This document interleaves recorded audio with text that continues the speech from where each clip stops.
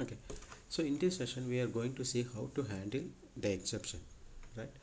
So in the real world, okay, whenever any exception is thrown, you should not simply throw that exception back to the end user. Okay, end user should be by default, whenever an exception is thrown by a controller, okay, what a user will see is like a kind of a stack trace, okay, kind of a message saying null pointer exception at this point, and these are the different classes, all the stack trace they will see. But the business don't understand those terms, right? So that is not a proper way of handling the exceptions.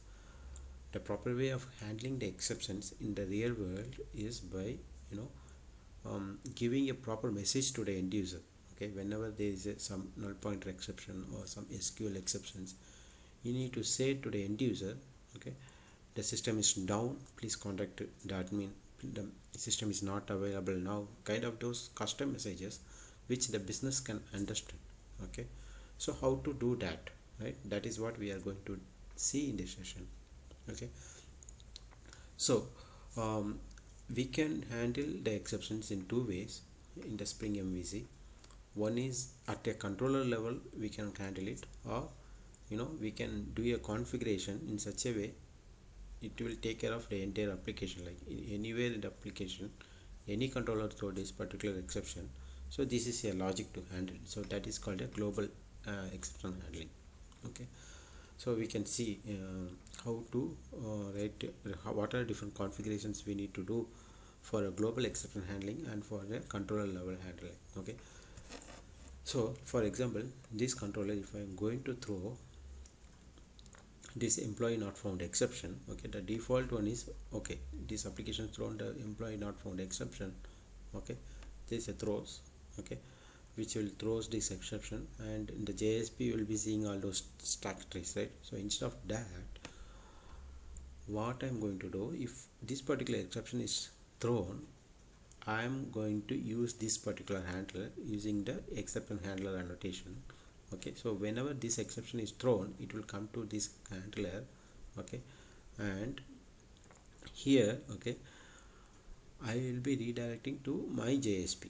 Okay, in that JSP I will be having some proper message like system not found or something, some proper message which business can understand. Okay, so that is how I'm handling the exception handling within the controller. Okay, I'm making use of the exception handler annotation. Okay, let's see how to handle the exception at a global level, right?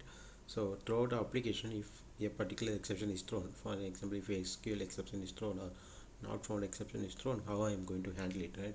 So for that, we can make use of a AOP concept. Okay, we need to create an advice, okay, and we need to cross-cut the advice wherever it is required, right? So I am creating the advice. Okay, so for my advice I am making use of the exception handler. Okay, so if any exception thrown using the SQL exceptions or IO exceptions, it will come to this controller. Okay, and this handler method will treat that exceptions. Okay, whatever I want to do I will be doing here, and wherever I want to return, like I will be returning here. Okay, also there is a way for me to change the business behavior. Okay, for example, if there is a not found exception like IO exception, I can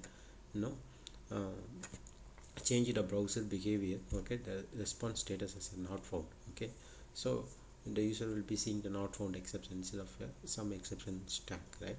So so I'm doing all those handling, okay, in this particular handler. Okay, so what happened now, for example, from this class, if I'm going to throw, okay, SQL exception, okay, so that will come to my advice, okay, the global exception handler, and here I am having a for SQL exception, this is a handler, okay, and I will be doing all my business logic here, okay, and returning to some JSP or to the same JSP, whatever, right? So I will be properly taking care of my exception inside this particular handler. Okay, so this is how we need to take care of your global exception handling. So we saw like how to take care of the exception handling within your controller and also across the application. Okay, so this is how the real time you need to take care of any exceptions that is thrown by your application. Okay, in the next session we can see how to connect to your database and get a data, and how to make use of a JDBC template. Okay,